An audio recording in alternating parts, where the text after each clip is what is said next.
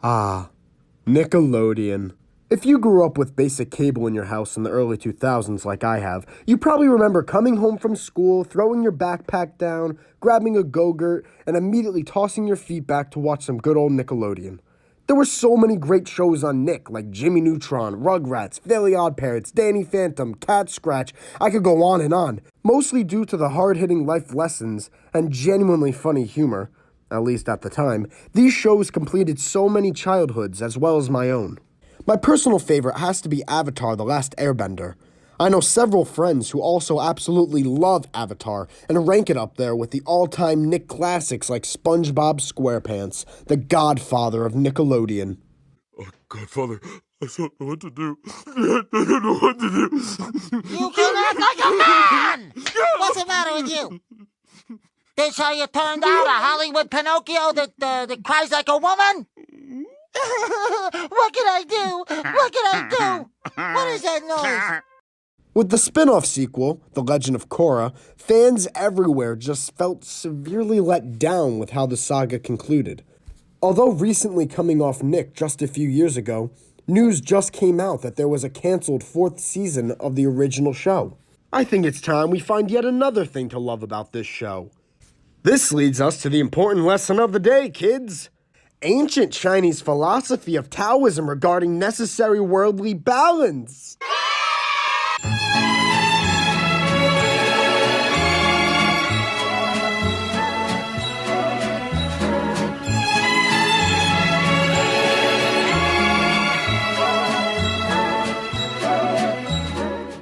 The Chinese philosophy of Confucianism is represented through the presence of Taoism, or Taoism if you're cool. Within such a philosophy is the need for dualism. This is the yin and yang. If you've ever seen the symbol before, you might be able to pick up on the black dot within the white and the white dot within the black. This represents the good that is always present within evil and the evil within everything good. For the more scientific minds out there, remember what Newton said in his laws of motion? For every action, there is an equal but opposite reaction. Well, the same applies here, but it stems deeper than just physics. Just like how you can't physically move anything without something pushing back at you, you also can't have light unless you know what darkness is, or no good can exist without evil to compare to. The yin and yang of Taoism is just that. They need one another to exist and maintain balance. Avatar, for those who couldn't tell, is heavily influenced by Chinese culture both artistically and from a plot perspective. Now, I hear you. You're probably saying something along the lines of, "Oh, but John, it's just a kid's show. What more is there to possibly learn from it?" To which I implore you to stick around and hear me out. There's so much deep beneath the surface of this kid show that we, now mature, can learn from today. Here is what we want to be looking out for today. Throughout Avatar: The Last Airbender, this amazing philosophy of Taoism is present through each episode and within several characters themselves as they attempt to find their own peace. I'm going to be presenting to you examples within the show to try to help you better understand this ancient principle, and maybe you'll see similarities within your own life. At the first season finale in the episodes The Siege of the North Parts 1 and 2, we are introduced to two of the oldest spirits in the spirit world, Tui and La. They are the moon and ocean spirits respectively. Their whole purpose is balance, a constant push and pull, life and death. These are the spirits in this world that represent yin and yang. They must coexist with one another in order for there to be balance in the world. When the villain of this season, General Zhao, attempts to destroy the moon spirit and thus destroy the water-bending people, the true chaos of a world off balance is revealed. Contrary to what you may believe, good needs evil and vice versa. This is a huge premise of Taoism, a fundamental one actually. What Zhao fails to realize is that even though he may be filled with hatred, the removal of the spirits would just offset themselves. This concept of balance is laid out early on and can provide as an overarching theme across every future season and the characters themselves. After all, it's the duty of the Avatar themselves to restore balance in the world. Prince Zuko faced this natural fight for balance during his childhood through his loving mother Ursa on one side and brutal father Fire Lord Ozai on the other. It is this absence of balance between the two that sends Zuko down his broken path, to feel it's his destiny to hunt down and kill the Avatar for his own father's approval. Along the way, he underestimates his uncle, Iroh. Uncle Iroh's main purpose is to prove that there is good and bad in every area of life. He represents this by being a good person in the evil Fire Nation. It is when Zuko accepts this and welcomes him that he finds his peace, except he gets roped back in and betrays his uncle again. Zuko must find himself yet again and realize that he needs his uncle. We as the audience are taken on his journey to find his balance so he could come to peace finally. I mean, for fuck's sake, his great-grandfathers are Fire Lord Sozin on his dad's side and Avatar Roku, the last Avatar before Aang, on his mother. His whole existence revolves around a conflict of good and evil. Once he accepts the evilness of his past, he loses his ability to firebend because he grounded himself all this time in something so unreliable: hatred. This change in destiny to teach Aang, his enemy, provides true balance within himself and makes him an even more powerful bender.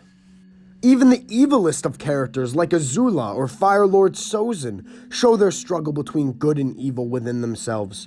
Azula and her inner desire to be a normal and loved teenager during the beach episode on their vacation, and Fire Lord Sozin's inner conflict to be a true loving friend to his worst enemy. Of course, in both situations we know these characters succumb to the evil side, but the presence and character arc of such shouldn't be overlooked. In every example presented so far, we have seen these characters face some kind of struggle, and the only way to move forward is to respect the principles of Taoism. Those who fail to respect this constant presence of good within evil and vice versa fail to find their own peace within themselves and go on to live a miserable life. This takes us to the main protagonist and antagonist. Fire Lord Ozai, I feel, was a very reserved character. The only side of him we see is hatred and manipulation. That is why we fail to sympathize with him, but he is still such a great overarching villain. We only see his evil side. We fail to see his inner humanity. Maybe once or twice we do in The Beach or the Ember Island Players, where we see him care for his son and him as an innocent baby. But even still, we don't really understand what his inner conflict is. This makes us as an audience fail to relate to him as much and despise him even more. We see him as a monster, and we feel as if we should find comfort seeing him taken out of the world by Aang. Aang faces the hardest conflict within himself of all. He is the essence of goodness, but still has major flaws. He allows his anger and emotion to overcome him, and fails to use restraint and hurts those he cares about. He was also taught to never kill, and that all life is sacred. He must come to the realization that he is expected to kill the Fire Lord in order to restore balance of the world.